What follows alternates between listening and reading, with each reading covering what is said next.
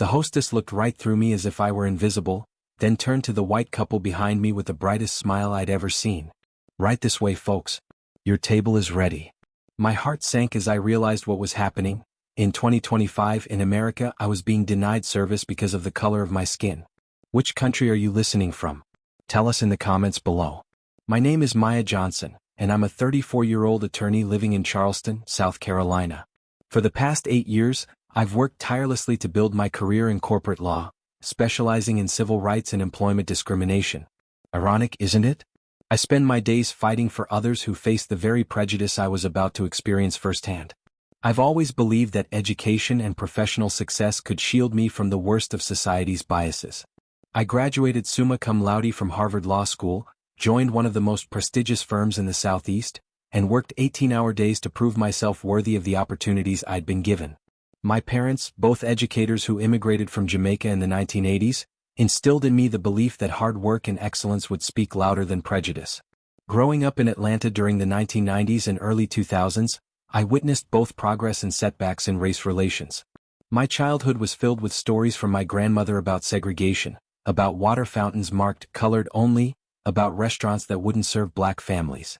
She would tell me these stories not to frighten me, but to help me understand how far we'd come and how much further we still needed to go.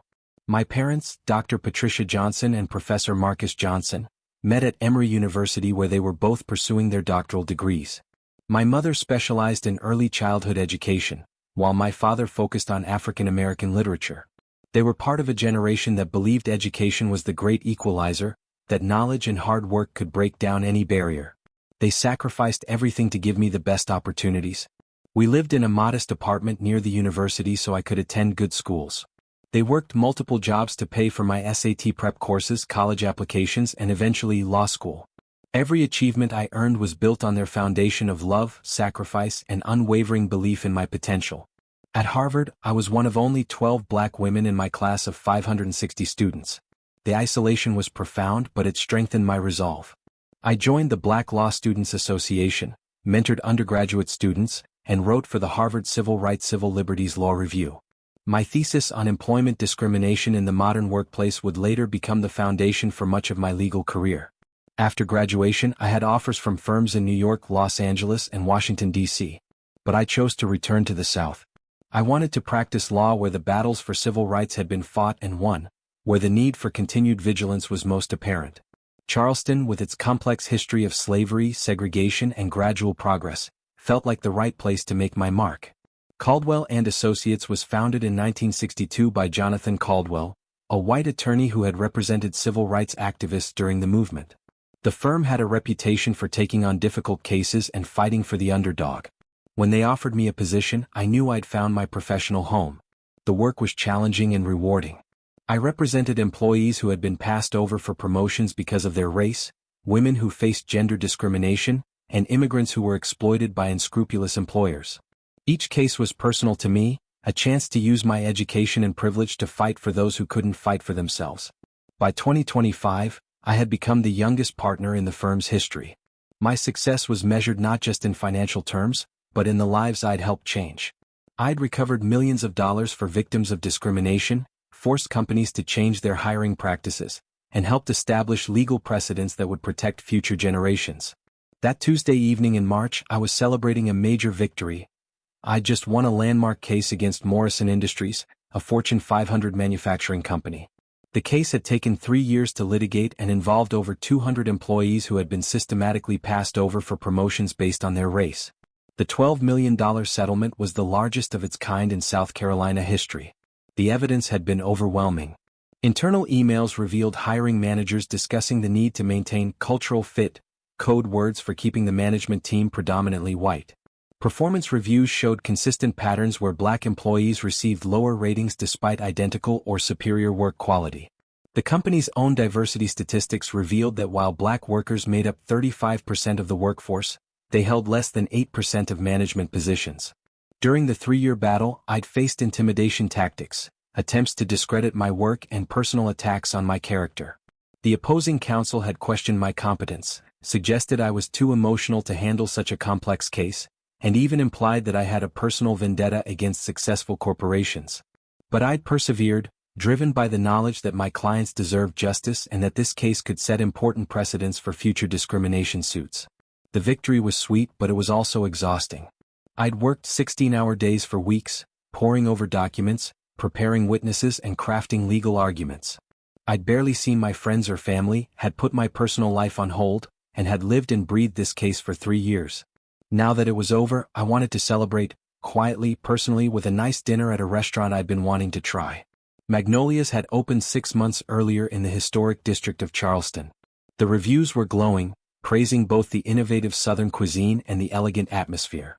The restaurant was housed in a beautifully restored antebellum mansion, complete with original hardwood floors, crystal chandeliers, and wraparound porches that overlooked a meticulously maintained garden. I'd chosen my outfit carefully for this celebration. A tailored navy blazer from Brooks Brothers, a crisp white cotton blouse and charcoal gray slacks that fit perfectly. My natural hair was styled in an elegant low bun, and I wore minimal jewelry, just the gold watch my parents had given me when I passed the bar exam and small diamond stud earrings that had belonged to my grandmother. I wanted to look professional but approachable, successful but not ostentatious. The drive to the restaurant was pleasant. Charleston in March is beautiful.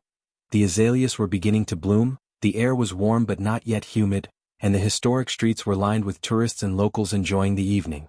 I parked my silver BMW in the restaurant's valet area and walked confidently toward the entrance, feeling proud of what I'd accomplished and ready to enjoy a well-deserved meal. The exterior of Magnolia's was impressive. The white columns and wide steps leading to the entrance were reminiscent of the grand homes that had once housed Charleston's elite. But unlike those historical sites that now served as museums documenting a painful past, this restaurant was supposed to represent progress, a place where all people could come together to enjoy good food and hospitality. As I approached the hostess stand, I noticed the dining room was about half full. It was a Tuesday evening, not typically the busiest night for upscale restaurants. The atmosphere was warm and inviting, with soft jazz playing in the background and the gentle murmur of conversation creating a pleasant ambience. I could see couples enjoying romantic dinners, business associates discussing deals over wine, and families celebrating special occasions. The hostess appeared to be in her early 20s, with perfectly styled blonde hair and the kind of Southern belle appearance that was often considered the ideal for upscale hospitality positions. She was chatting with a server when I approached, laughing at something he'd said. I waited patiently for her to finish their conversation, assuming she would acknowledge me momentarily. When she finally looked in my direction, her expression changed subtly. The warm smile that had been on her face while talking to the server faded to a neutral, almost cold expression. It was a change so slight that someone not attuned to such nuances might have missed it, but as a black woman who had navigated predominantly white spaces my entire life, I recognized it immediately. "Good evening," I said with my most professional and pleasant tone. "I'd like a table for one, please." She barely glanced up from her reservation book, her fingers drumming impatiently on the wooden podium. "We're completely booked tonight," she said curtly, not even bothering to check her computer system or ask if I had a reservation. I looked around the restaurant again, noting the several empty tables scattered throughout the dining room. There was no line of people waiting, no sense of the frantic energy that typically accompanies a fully booked establishment. "Are you sure?" "I can see quite a few open tables," I said politely, maintaining my composed demeanor despite the growing suspicion in my mind. "Those are all reserved," she replied dismissively, still not making eye contact. Her tone suggested that I should simply accept her word and leave without further question. "We're expecting several large parties tonight." That's when I heard footsteps behind me. A white couple, probably in their 50s, approached the hostess stand. The man was wearing khakis and a polo shirt, while the woman wore a casual sundress. They looked like tourists, comfortable clothes, cameras around their necks, guidebooks in hand. They clearly hadn't made reservations. The transformation in the hostess was immediate and startling. Her entire demeanor changed in an instant. Her face lit up with genuine warmth, her posture straightened, and she grabbed 2 menus from the stack behind her. "Good evening, folks. Welcome to Magnolia's," she chirped with enthusiasm. "Just the 2 of you tonight?" "Yes, we were hoping you might have a table available," the man said. "We're visiting from Ohio and heard wonderful things about this place." "Of course. Right this way. I have the perfect table for you," she said, leading them past me toward one of the very tables I had pointed out moments before, one of the supposedly reserved tables. The realization hit me like a physical blow. My chest tightened, my breathing became shallow, and I felt a familiar heat rising to my face. The same sensation I'd experienced as a child when playground bullies had excluded me from games because of my skin color. But this wasn't a childhood playground. This was 2025, and I was a successful attorney being denied service at an upscale restaurant. The couple looked back at me as they were being seated, their expressions uncomfortable. They seemed to realize what had just happened, but like so many well-meaning people, they chose the path of least resistance. They allowed themselves to be seated rather than speak up about the obvious injustice they'd witnessed. When the hostess returned to her station, I was still standing there, processing what had just occurred. "Excuse me," I said, my voice steady despite the turmoil raging inside me. "I'd like to speak with your manager." She rolled her eyes dramatically as if I were being unreasonably difficult. "He's busy with inventory right now. Maybe you could try one of the other restaurants downtown? There are several that might be more suitable for you." The implication was clear and devastating. She was suggesting that I go somewhere more suitable, code language that every black person in America understands. She was telling me to know my place and go to establishments that catered to my kind of people. The condescension in her voice was unmistakable, and I could feel the eyes of other diners beginning to focus on our interaction. Some looked uncomfortable, others seemed annoyed that their peaceful evening was being disrupted by what they probably perceived as an unreasonable customer. But no one said anything. No one stood up for what was obviously wrong. The silence of the bystanders was almost as painful as the hostess's overt discrimination. I stood there for a moment, absorbing the full weight of what was happening. This wasn't just about dinner. This was about dignity, respect, and the fundamental right to be treated as an equal human being. Every fiber of my being wanted to walk away, to avoid the scene, to pretend this hadn't happened. That would have been the easier path, the one that would have caused the least disruption to everyone involved. But I couldn't walk away. Not when I spent my days fighting these very battles in courtrooms across the state. Not when I had just won a $12 million settlement for people who had faced similar discrimination in their workplaces. Not when my entire career was built on the principle that injustice anywhere is a threat to justice everywhere. "I'll wait," I said firmly, taking a seat on the wooden bench near the hostess stand. The hostess huffed audibly and walked away, her heels clicking loudly on the hardwood floor. I watched as she approached a group of servers and began whispering to them, occasionally glancing in my direction. Some of them looked back at me with expressions that ranged from curiosity to discomfort to outright hostility. The minutes ticked by slowly, each one feeling like an eternity. I sat on that bench, the only black woman in a sea of white faces, feeling completely isolated and exposed. Other customers continued to arrive and were seated immediately, all of them white. A young couple who clearly hadn't made reservations was accommodated within minutes. A group of college-age friends was given a large table near the windows. Each time, I felt the sting of rejection pierce deeper into my chest. My phone buzzed with congratulatory text messages from colleagues about the Morrison Industries case. "Congratulations on the victory. You showed them what justice looks like. So proud of you." The messages that should have filled me with joy now felt hollow and ironic.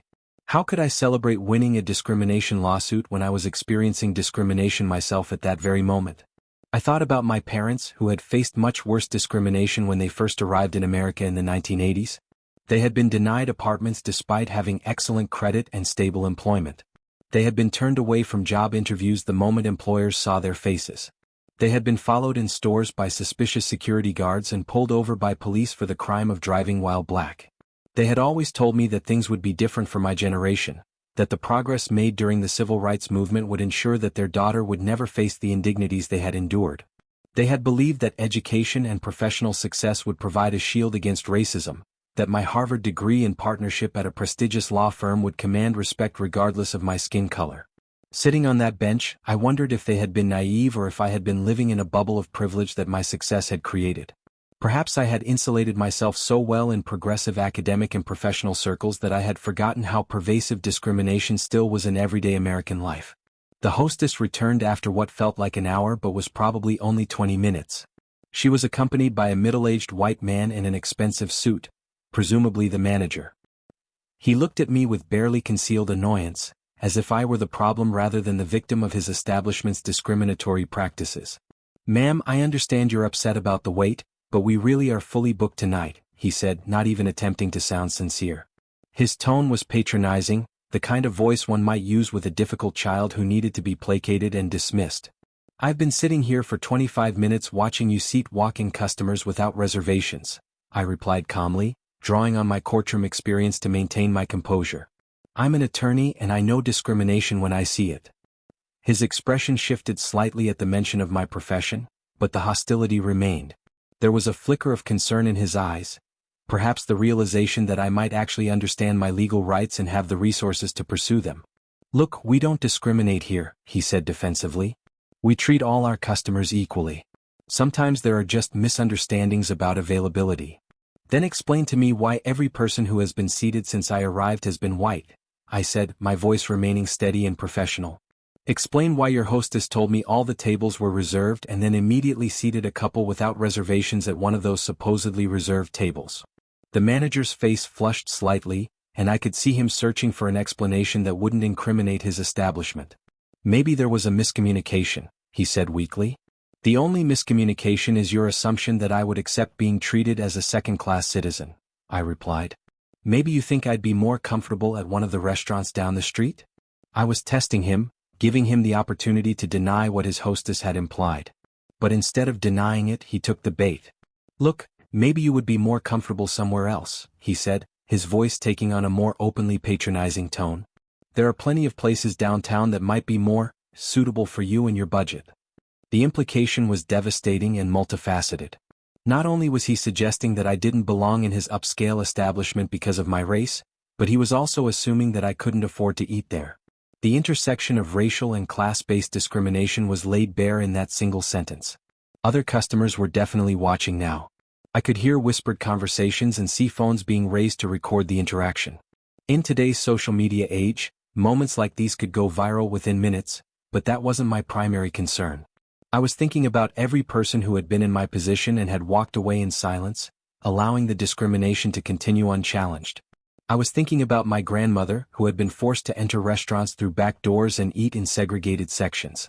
I was thinking about my parents, who had been turned away from establishments that didn't want to serve their kind.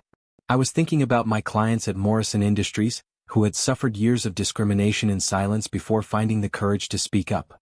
The silence in the restaurant was deafening. Conversations had stopped, silverware had ceased clinking against plates, and all eyes were focused on the confrontation taking place at the hostess stand. I could feel the weight of their stares, some sympathetic, others annoyed, most simply uncomfortable with having their pleasant evening disrupted by the ugly reality of discrimination. Sir, I said, my voice carrying the authority I'd developed through years of courtroom advocacy, I want to be very clear about what's happening here. I am a civil rights attorney. I have just won a $12 million settlement against a major corporation for discriminatory practices. And I am currently experiencing discrimination at your establishment. The manager's face went from flushed to pale in a matter of seconds. The mention of my profession and recent victory had clearly caught his attention, but he was still trying to maintain his position. Ma'am, I think you're misinterpreting the situation, he said, but his voice lacked the confidence it had possessed moments before. We're just having an unusually busy night. An unusually busy night where only white customers without reservations can be accommodated? I asked. An unusually busy night where your hostess suggests I go somewhere more suitable for me? An unusually busy night where you assume I can't afford to eat at your restaurant? Each question hit its mark, and I could see him struggling to formulate responses that wouldn't further incriminate his establishment. Meanwhile, the hostess was standing nearby, looking increasingly uncomfortable as she realized the magnitude of what she had initiated. A woman at a nearby table leaned over to her companion and whispered, "This is terrible. They should seat her immediately." But she made no move to voice her opinion publicly or to support me in any way. This was the phenomenon I had observed throughout my career. People who privately opposed discrimination but lacked the courage to speak up when they witnessed it. My phone buzzed with notifications. Someone had apparently posted about the situation on social media, and the story was beginning to spread. I could see other diners checking their phones and then looking at me with renewed interest. In the age of viral videos and instant communication, incidents like these could explode across the internet within hours. But I wasn't thinking about social media attention or viral fame. I was thinking about the principle at stake and the precedent being set. If I walked away now, if I accepted this treatment in silence, I would be complicit in perpetuating the very discrimination I fought against professionally. I want to speak with the owner, I said firmly. The owner isn't available, the manager replied quickly, but I could see uncertainty in his eyes. Then I want the corporate contact information. I want the name of your parent company. And I want your full name and title for my documentation of this incident. The manager was clearly flustered now. Ma'am, I think we're blowing this out of proportion. The only thing being blown out of proportion is your assumption that I would accept discrimination quietly, I replied. I have dedicated my career to fighting injustice, and I'm not about to stop now just because it's happening to me personally. I stood up from the bench, my full height of 5'8" feeling much taller in that moment. I'm going to step outside to make some phone calls. When I return, we're going to resolve this situation appropriately. As I walked toward the exit, I could hear the manager frantically whispering to the hostess. Other customers were pulling out their phones, either to record or to research my name online. The restaurant that had been buzzing with comfortable conversation was now filled with uncomfortable tension. Outside in the warm Charleston evening, I took a deep breath of the jasmine-scented air and tried to center myself. The historic street was busy with tourists and locals enjoying the pleasant weather, completely unaware of the drama unfolding inside Magnolia's. For a moment, I considered simply leaving and finding another restaurant. It would have been easier, less confrontational, more in keeping with the polite Southern demeanor I had been raised to embody. But then I thought about my clients, people who had suffered years of workplace discrimination because they were afraid to speak up, afraid of retaliation, afraid of being labeled as troublemakers. I thought about the young black law students I mentored, who needed to see examples of successful professionals standing up for their rights. I thought about my parents who had faced much worse discrimination and had paved the way for my success. I reached into my purse and pulled out my business cards, the ones with gold lettering that read, Maya Johnson Esq, Partner, Caldwell and Associates, Civil Rights Law. But more importantly, I pulled out my phone and opened the voice recording app. My first call was to the South Carolina Human Rights Commission. As a civil rights attorney, I had worked with them on numerous cases and had contacts who took discrimination complaints seriously. This is Maya Johnson, I said when the duty officer answered. I need to file a formal complaint about racial discrimination at a public accommodation. I'm documenting an incident that just occurred at Magnolia's restaurant in Charleston. The officer took my statement seriously, asking detailed questions about the incident and informing me of my rights under both state and federal civil rights laws. She also mentioned that they had received other complaints about discriminatory practices at upscale Charleston restaurants and that my complaint would be part of a broader investigation. My second call was to James Mitchell, a journalist I knew at the Post and Courier who specialized in civil rights issues. James had covered several of my cases and understood the importance of documenting discrimination when it occurred. Maya, he answered on the second ring. Congratulations on the Morrison settlement. That was incredible work. Thank you, James, but I'm calling about a different kind of story. I'm currently experiencing racial discrimination at Magnolia's restaurant, and I think it's something your readers should know about. There was a pause on the other end of the line.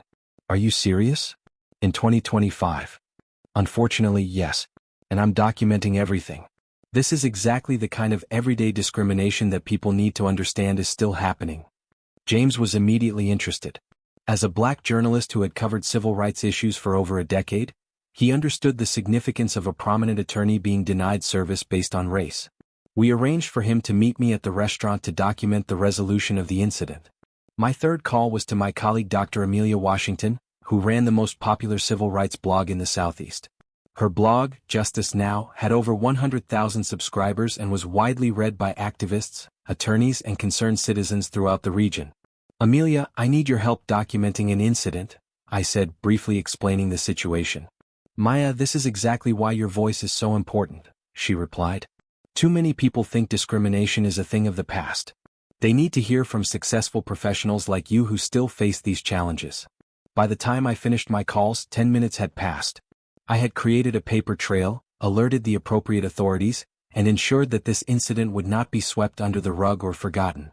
More importantly, I had transformed from a victim of discrimination into an active agent of change. When I returned to the restaurant, the atmosphere had completely shifted. Word had apparently spread quickly through social media and professional networks. The manager was waiting for me at the door, looking nervous and apologetic. The hostess was nowhere to be seen. Ms. Johnson, he said, his voice much more respectful than it had been before, I sincerely apologize for any misunderstanding that may have occurred. We have a beautiful table ready for you. But I noticed something else as I was led through the dining room. Other diners were watching with what looked like respect rather than annoyance. Several people smiled or nodded approvingly as I passed their tables. A few even began clapping softly, showing their support for my refusal to accept discriminatory treatment. The table they gave me was the best one in the house, a corner table with windows overlooking the garden and the historic district beyond. The manager personally pulled out my chair and handed me a menu, his demeanor completely transformed from the hostility he had shown earlier. "Ms. Johnson, I want you to know that the hostess who was working earlier has been sent home for the evening," he said quietly. "We're going to be implementing additional training for all our staff to ensure something like this never happens again." Throughout my meal, staff members stopped by regularly to check on me. The service was impeccable, and several servers personally apologized for what had occurred. The manager sent over a complimentary appetizer, a premium bottle of wine, and an elaborate dessert, all while personally ensuring that my dining experience was exceptional. But the real victory wasn't in the free food or the preferential treatment. It was in the conversation I overheard at the table next to mine, a white mother explaining to her teenage daughter why what had happened to me was wrong and why it was important to speak up when witnessing discrimination. "That woman showed real courage," the mother said. "She could have just left, but she stood up for what was right. That's how change happens, when good people refuse to accept injustice." It was in the text message I received during dinner from a young black law student at the University of South Carolina who had seen my story on social media. "Thank you for showing me what it means to use your voice and your position to fight injustice. You've inspired me to continue my studies despite the challenges I'm facing." It was in the email that arrived before I had even finished my meal from the restaurant's corporate headquarters. "Ms. Johnson, we have been made aware of the incident at our Charleston location. We are implementing immediate diversity and inclusion training for all staff members and establishing a zero-tolerance policy for discrimination. We would like to meet with you to discuss how we can improve our practices." Most importantly, it was in the knowledge that I had refused to be invisible, that I had used my voice, my education, and my position to create change, not just for myself, but for everyone who might walk through that restaurant's doors in the future. The next morning I woke up to find that my story had indeed gone viral. #Magnolia Discrimination was trending on social media, with thousands of people sharing their own experiences of discrimination and praising my decision to speak up. The story had been picked up by national news outlets, and I was receiving interview requests from CNN, MSNBC, and NPR. But more meaningful than the media attention were the personal messages I received. A young black woman from Birmingham wrote, "I was denied service at a restaurant last month and I just left quietly. After seeing your story, I filed a complaint with the State Civil Rights Commission. Thank you for showing me that my dignity matters." A white teacher from Atlanta messaged, "I witnessed something similar happen to a black family at a restaurant last year and I didn't speak up because I didn't want to cause a scene. I realize now that my silence was complicity. Thank you for teaching me that standing up for what's right is more important than being comfortable." Over the following weeks, the impact of that evening continued to ripple outward. The South Carolina Human Rights Commission launched a broader investigation into discriminatory practices at upscale restaurants throughout the Charleston area. 3 other establishments were cited for similar violations, and new training protocols were implemented industry-wide. Magnolia's corporate parent company not only implemented the diversity training they had promised but also hired a diversity and inclusion consultant to review all their policies and procedures. They established a scholarship program for minority students pursuing careers in hospitality management and created a zero-tolerance policy for discrimination at all their locations. The hostess who had discriminated against me was terminated, but more importantly, the incident became a case study used in hospitality management programs throughout the Southeast. Future restaurant managers would learn about unconscious bias, the impact of discrimination on customers and businesses, and the legal consequences of violating civil rights laws. But perhaps the most significant outcome was the conversation the incident sparked about ongoing discrimination in American society. Op-ed pieces appeared in major newspapers discussing the persistence of racial bias in everyday interactions. Academic conferences included panels on discrimination in public accommodations. Civil rights organizations used my story as an example of why continued vigilance was necessary. 3 months later, I returned to Magnolia's. I wanted to see if the changes they had promised were real and lasting, or if they were merely temporary responses to public pressure. The difference was immediately apparent. The hostess who greeted me was a young black woman with a warm smile and professional demeanor. "Good evening, Ms. Johnson," she said, recognizing me immediately. "We're so honored to have you dining with us tonight. I have a lovely table prepared for you." As I was seated, I looked around the dining room and noticed something remarkable. The restaurant was much more diverse than it had been during my first visit. Black families were dining alongside white families. Latino couples were celebrating anniversaries. Asian businesspeople were conducting meetings over dinner. The staff was more diverse too, with servers and managers representing a variety of racial and ethnic backgrounds. The manager who had initially dismissed my complaints approached my table during the meal. "Ms. Johnson, I want to personally thank you for what you did that night," he said. "I know it couldn't have been easy, but you taught all of us an important lesson. We're a better establishment because of your courage." I was skeptical at first, wondering if this was simply good public relations. But as I observed the staff interactions and overheard conversations, it became clear that the changes were genuine. Servers of different backgrounds were working together collaboratively. Management was diverse and inclusive. The atmosphere was welcoming to all customers regardless of their race or ethnicity. During that return visit, I witnessed something that filled me with hope. A young black couple entered the restaurant, and I watched carefully to see how they would be treated. The hostess greeted them with the same warmth she had shown me, seated them promptly at a prime table, and ensured they received excellent service throughout their meal. After dinner, the young man approached my table. "Excuse me, aren't you Maya Johnson, the attorney?" he asked. When I confirmed my identity, his face lit up. "I just wanted to thank you. My girlfriend and I have been wanting to try this place for months, but honestly, we were afraid we wouldn't be welcome. When we heard about what happened to you and how it was resolved, we decided to give it a chance. We've had an amazing experience tonight." His girlfriend nodded in agreement. "You showed us that we have the right to expect equal treatment, and you made it possible for us to enjoy places like this without fear of discrimination." That conversation reinforced for me the broader impact of standing up to discrimination. It's not just about the individual incident or the immediate resolution. It's about creating spaces where future generations can move through the world with dignity and confidence, knowing that their rights will be respected and their humanity acknowledged. As I reflect on that evening at Magnolia's and its aftermath, I'm struck by how one moment of decision can create ripples of change that extend far beyond what we initially imagine. When I made the choice to stand up rather than walk away, I wasn't thinking about viral videos or national news coverage. I was simply refusing to accept treatment that violated my fundamental dignity as a human being. That night taught me something profound about the nature of progress and the responsibility that comes with privilege and success. For years, I had been fighting discrimination in courtrooms, but I had never fully understood the personal courage required to confront it in everyday life. I had been comfortable fighting other people's battles while remaining largely insulated from discrimination myself. The experience forced me to confront an uncomfortable truth. My success and education weren't shields against racism, they were weapons against it, but only if I was willing to use them. Only if I was willing to risk being uncomfortable, to risk being seen as the angry black woman, to risk being judged or dismissed by people who preferred their discrimination to remain polite and invisible. I realized that discrimination persists not because laws don't exist to prevent it, but because good people too often choose silence over confrontation, comfort over justice. Every time someone witnesses discrimination and says nothing, every time someone experiences bias and accepts it quietly, the system of inequality is reinforced and perpetuated. But I also learned about the power of individual action to create collective change. One person's refusal to accept the unacceptable can inspire others to examine their own behavior, challenge their own biases, and take action when they witness injustice. My story became a catalyst for conversations about discrimination that might never have happened otherwise. In the months following the incident, I began speaking at law schools, universities, and professional conferences about the experience. I shared my story not to seek sympathy or attention, but to illustrate the ongoing reality of discrimination in American society and the importance of individual courage in combating it. The response was always the same.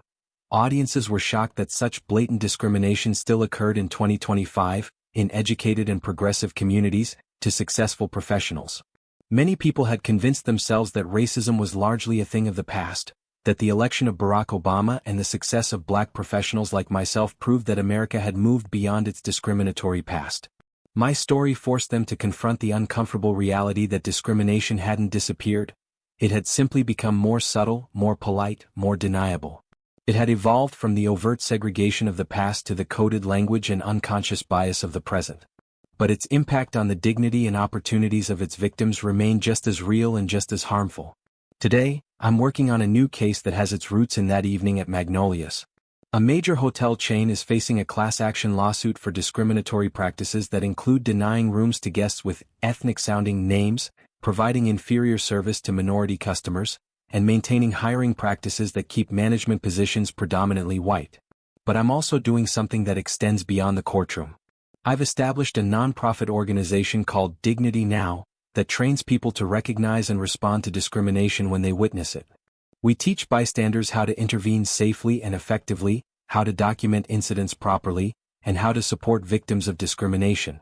The organization also provides resources for people who experience discrimination, helping them understand their rights, document incidents, and pursue appropriate remedies.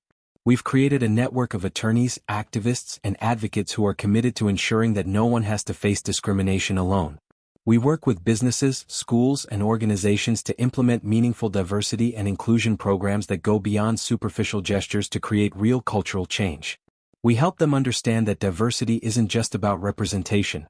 It's about creating environments where all people are valued, respected, and given equal opportunities to succeed. The work is challenging and sometimes discouraging. Progress is often slow, and setbacks are frequent. There are days when I wonder if individual actions can really create the systemic change that's needed to eliminate discrimination from our society. But then I receive a message from someone like Sarah, a young black woman who was inspired by my story to file a complaint when she was passed over for a promotion at her job.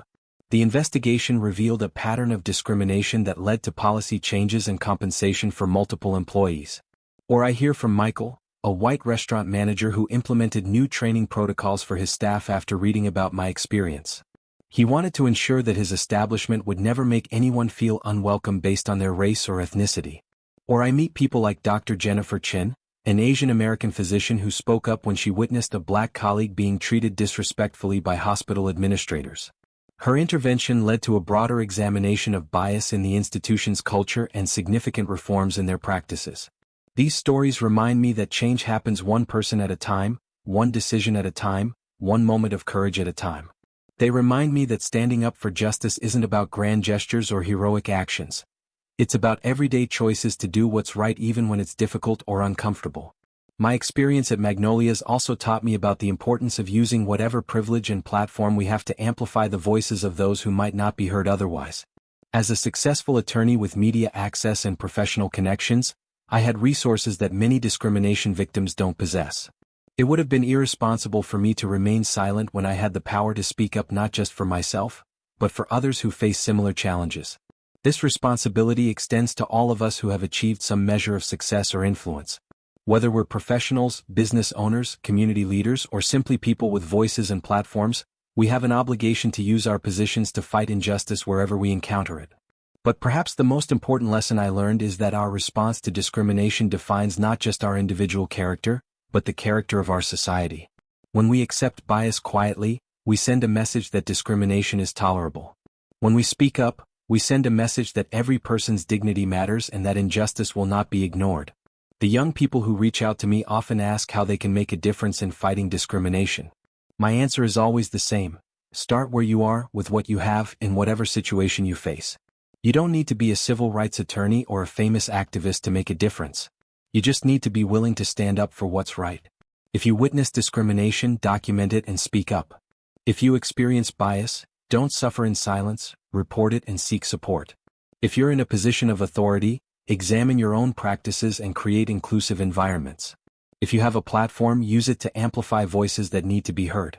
Most importantly, never underestimate the power of individual action to create collective change.